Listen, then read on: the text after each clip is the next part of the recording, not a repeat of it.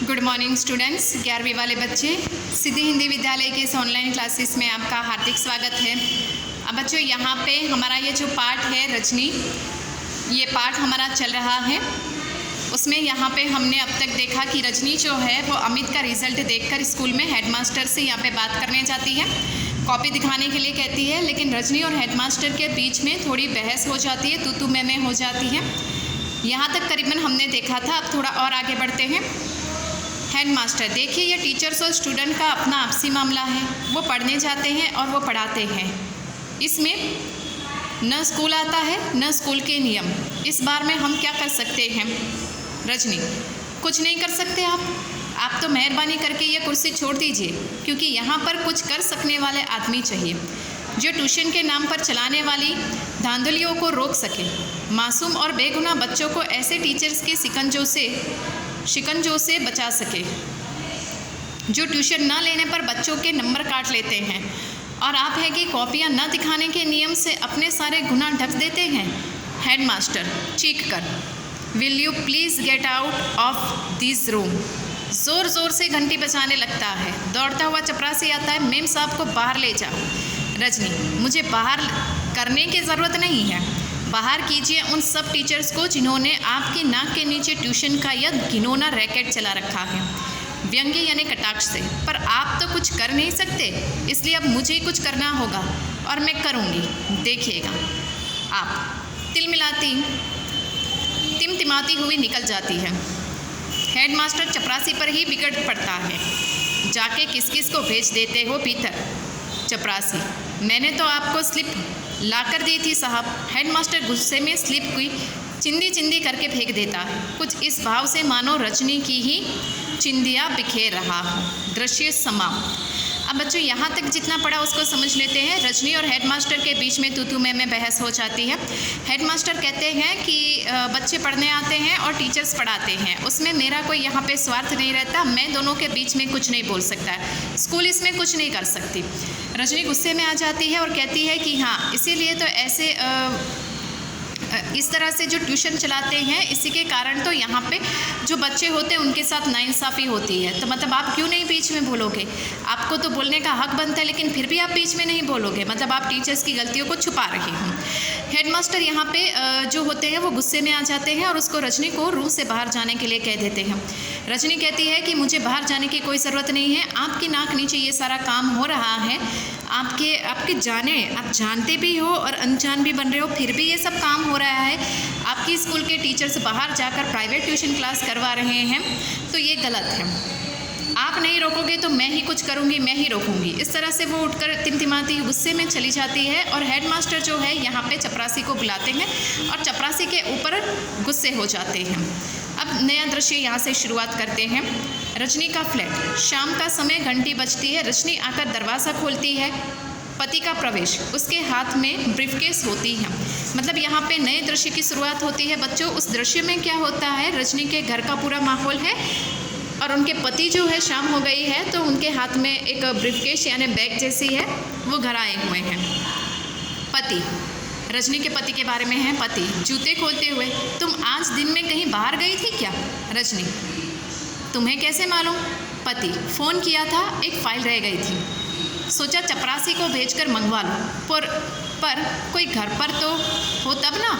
पति के चेहरे पर खींच भरा गुस्सा उता हुआ है। रजनी, तुम फाइल भूल गए और जिसके बारे में मुझे पता भी नहीं, पर फिर भी उसके लिए मुझे घर बैठना चाहिए, ये कौन सी बात हुई? पति ज़रा शांत होते हुए, अच्छा गई कहाँ थी?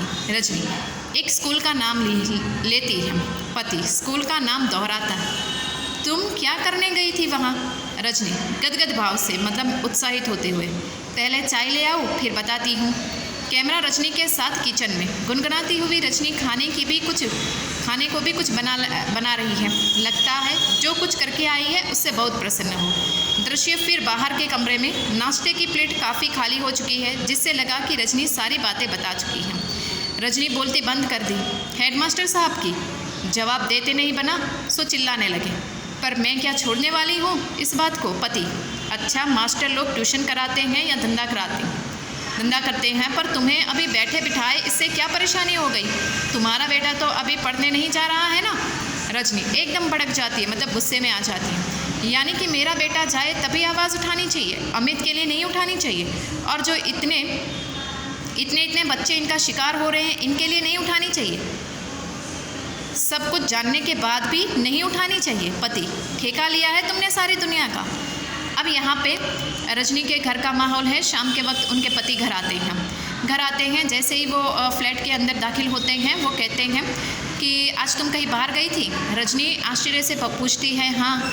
क्यों, आपको कैसे पता? तब उन्होंने कहा कि मैं एक फ़ाइल भूल गया था, मैंने फ़ोन किया था, सोचा कि मैं चपरासी को बेचकर फ़ाइल मंगवा लूँ, लेकिन यहाँ पे घर पे कोई शायद था नहीं, तुम कहीं बाहर गई थी? तब रजनी ने कहा, हाँ मैं बाहर गई थी। फिर पूछा कि कहाँ गई थी? तब रजनी ने बताया कि हाँ मैं किसी स्कूल का नाम लिया। उनके पति ने वो नाम दोहराया और कहा, क्यों, स्कूल में तुम क्यों गई थी? तब रजनी ने बताया कि एक काम कीजिए, आप पहले चाय पी लीजिए। रजनी किचन में जाती है, उनके लिए चाय बनाती है, कुछ नाश्ता भी लाती है, कुछ खाने की भी, रात की खाने की तैयारियां कर रही होती है। ठीक उसी समय जैसे कि बाहर आती है चाय और नाश्ता लेकर, दोनों चाय पीते हैं और नाश्ता करते हैं। मतलब रजनी सारी बातें बता चुकी थी। फिर रजनी कहती है कि मैंने हेडमास्टर की बोलती बंद कर दी, किसी न किसी को तो आवाज़ उठानी चाहिए।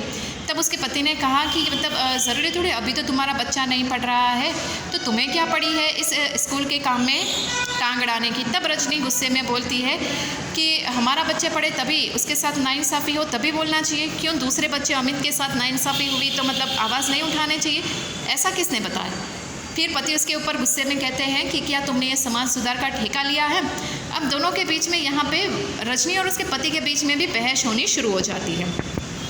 रजनी, देखो तुम मुझे फिर गुस्सा दिला रहे हो रवि, गलती करने वाला तो है ही गुनहगार, पर उससे बर्दाश्त करने वाला भी कम गुनहगार नहीं होता, जैसा लीला बहन और कांति भाई और हज़ारों माँ बाप। लेकिन सबसे बड़ा गुनाह तो वह है जो चारों तरफ अन्याय, अत्याचार और तरह तरह की धांधलियों को देखकर भी चुप बैठा रहता है, जैसे तुम नकल उतारते हुए।